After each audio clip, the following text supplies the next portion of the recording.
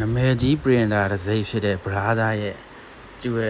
800 professional label printer လေးတွေရောက်ထားပါတယ်ဗျ brand new အသစ်ဆက်ဆက်လေးတွေပါဒီကောင်လေးကကြတော့တခြား label printer တွေနဲ့မတူတဲ့အချက်ကသူကနှစ်ရောင်ထုတ်လို့ရတယ်ပေါ့နော်ပုံမှန်ဆိုလို့ရှိရင် label printer တွေက1 color ပဲဒီကောင်ကကြတော့နာမည်ကြီးဒီကျွန်တော်တို့ paper ထုတ်တဲ့ company DK ကထုတ်တဲ့ paper ကိုသုံးရတာပေါ့နော်အဲဒီ paper နဲ့တော့အနီရယ်အနက်ရယ်နှစ်ရောင်သုံးလို့ရတယ် paper size ကကြတော့62 mm ပေါ့နော်2.4 လက်မပေါ့နော်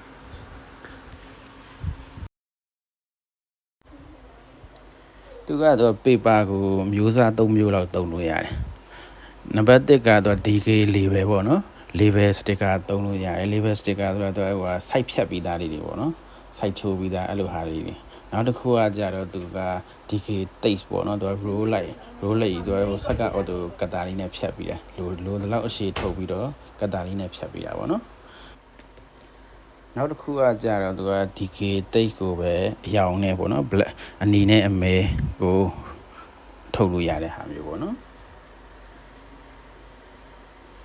ဒါလေးကတော့သူ sample ကျွန်တော်တို့ဒီပူထဲမှာပါတဲ့နမူနာ paper ပေါ့ black and red on ဆိုပြီးတော့ရေးပေးထားတယ်ပေါ့နော်ပူထဲမှာဘာလေးပါတယ်ကျွန်တော်တို့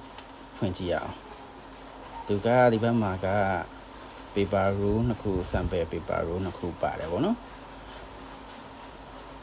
ဒီကောင်ကကြတော့ paper roll အကြီးကို black and red color ထုတ်လို့ရတဲ့ဟာပေါ့သူက62 mm ကိုသူက5 meter ရှည်5 meter ဆိုတာအလျားအရှည်ကြီးပေါ့နော်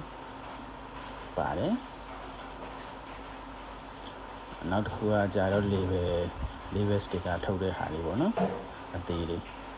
သူလည်း site လေးတွေပါတယ်ပြီးရင်ဒီဘက်မှာ printer ကြိုးပါမယ်ပြီးလို့ရှိရင် power ကြိုးတော်တော်ကောင်းတဲ့ဟာတွေပါတယ်ဖြူပါတယ်ပေါ့နော် power ကြိုးอ่ะပြီးရင်အထဲမှာဆက်နဲ့ကတ်တလောက်နဲ့ပါမယ်ပေါ့နော်ဒါကတော့ printer ပေါ့နော်အသေးသေးလေးပါပဲအကြီးတော့မဟုတ်ကြည်လေးလေးနဲ့ quality တော့ကောင်းတယ်အနောက်မှာသူက printer ပေါက်ပါမယ် power ပေါက်ပါမယ်ပေါ့ပြီးရင်အရှိမ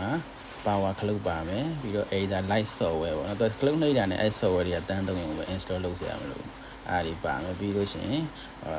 ကတ်တာလေးပါမယ်ပြီးတော့ကတ်တာရဲ့ဘေးကခလုတ်ကတော့ paper ညှိတဲ့ခလုတ်ပေါ့နော်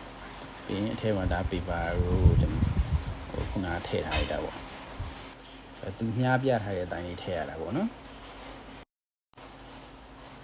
ပြီးရင်ဒီကောင်လေးကတော့ကတ်တလောက်ပေါ့သူအထဲမှာအသေးစိတ်ဟိုဟာအသုံးပြုနေလေးပါတယ်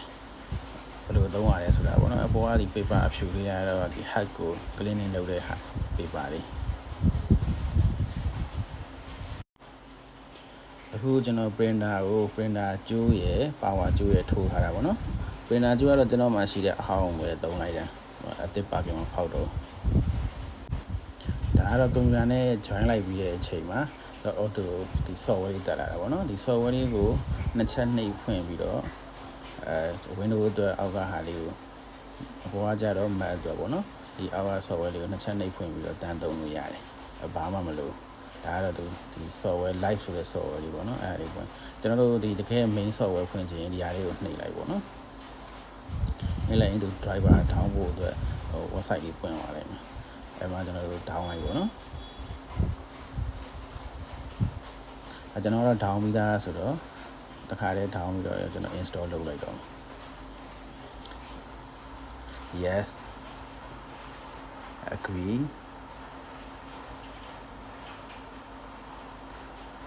auto select ကိုရွေးပြရမယ်ပြီးွားရင်သူက okay ပေါ့နော်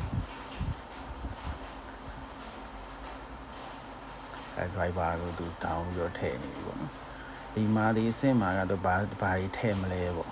ဘာကြီးထည့်မလဲကျွန်တော်အောက်ကမနူရယ်တွေတော့မထည့်တော့ဘူးဘောကလိုတဲ့ software လေးတွေပဲထည့်လိုက်တော့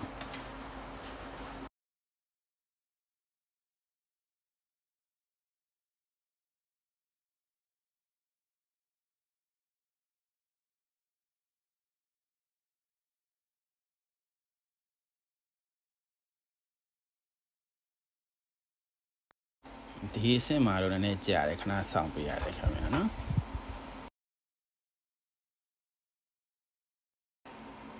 ဒါပြီးသွားပြီပေါ့ finish လုပ်လိုက်ရင်driver ထည့်တာ software ထည့်တာပြီးသွားပြီကျွန်တော်ဒီ PTest editor ဆိုတဲ့ software လေးကိုဖွင့်ပြီးတော့သုံးလို့ရပြီပေါ့နော်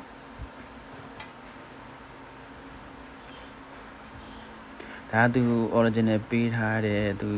template တွေပေါ့ဒီ template တွေကကိုစိတ်ကြိုက်ရွေးပြီးတော့ကိုလုံးမဲ့ဟာကိုထုတ်ချင်တဲ့ဟာနဲ့ကြိုက်တဲ့ template ရွေးပြီးတော့ဖွင့်ပြီးတော့နည်းနည်း edit တွေလုပ်ပြီးတော့ထုတ်လိုက်လို့ရတယ်ကျွန်တော်အခု address ဆိုတဲ့ဟာကိုရွေးပြီးတော့ဖွင့်လိုက်မယ်paper ကျွန်တော်ခုထည့်ထားတဲ့ paper size က 2.4 ဆိုတော့ 2.4 နဲ့ကြိုက်တဲ့ design တွေတစ်ချက်ရွေးလိုက်မယ်ပေါ့နော်ဒါရွေးလိုက်တော့ဒါပွင့်သွားပြီပေါ့ပွင့်သွားရင်ကျွန်တော်ဒီမှာ edit လုပ်လို့ရတယ်စိတ်ကြိုက်သူကမြန်မာဖောင်နဲ့သုံးလို့ရတယ် Unicode ဖောင်ပေါ့နော်မြန်မာ text လို့ပါလို့သုံးလို့ရတယ်အခု sun print ကြည့်မယ်ပေါ့နော်print ဆိုတာလေးကိုနှိပ်လိုက်ရင်သူ dialog box လေးတစ်ခုထွက်လာလိုက်မယ်အဲ့ဒါကကြတော့သူကဒီကျွန်တော်တို့ထည့်ထားတဲ့ paper က black and red ဆိုတဲ့နှစ်ရောင်ထုတ်လို့ရတဲ့ paper ထည့်ထားတယ်အခုလောက်ထားတဲ့ design ကကြတော့ monochrome ဆိုတဲ့အဖြူအမဲပဲရတဲ့ဟိုဟာလေးစတင်ရွေးထားတယ်ပေါ့နော်အဲ့ဒါကြောင့်မှုကိုချိန်နေတာပေါ့နော်ကျွန်တော်ချိန်မှုဆိုတာလေးတစ်ချက်ရွေးလိုက်မယ်ချိန်မှုဆိုတာလေးတစ်ချက်ရွေးလိုက်ပြီဆိုလို့ရှိရင် okay နှိပ်လိုက်မယ်နှိပ်လိုက်လို့ရှိရင်သူကဒီ color ရွေးလို့ရတဲ့ option တွေပေါ်လာတယ်color ရွေးလို့ရတဲ့ option တွေထပ်ပေါ်လာတာပေါ့နော်အဲ့မှာကျွန်တော်တို့စာရောင်ပြောင်းနေတဲ့ဟာလေး select ပေးမယ်ပြီးရင် font color လေးကိုအနီရောင်လေးရွေးလိုက်မယ်ရွေးလိုက်မယ်ဆိုလို့ရှိရင်အနီရောင်လေးနဲ့ဖြစ်သွားပြီပေါ့နော်ပြီးသွားရင်ပြန်ပြီးတော့ print ပေးကြည့်လိုက်မယ်ဒီနေရာမှာတခြားကို property တွေကိုပြင်လို့ရတယ်အများကြီးရှိတယ်ကျွန်တော်တို့မပြင်တော့ဘဲနဲ့ဒီတိုင်းပဲ print လိုက်မယ်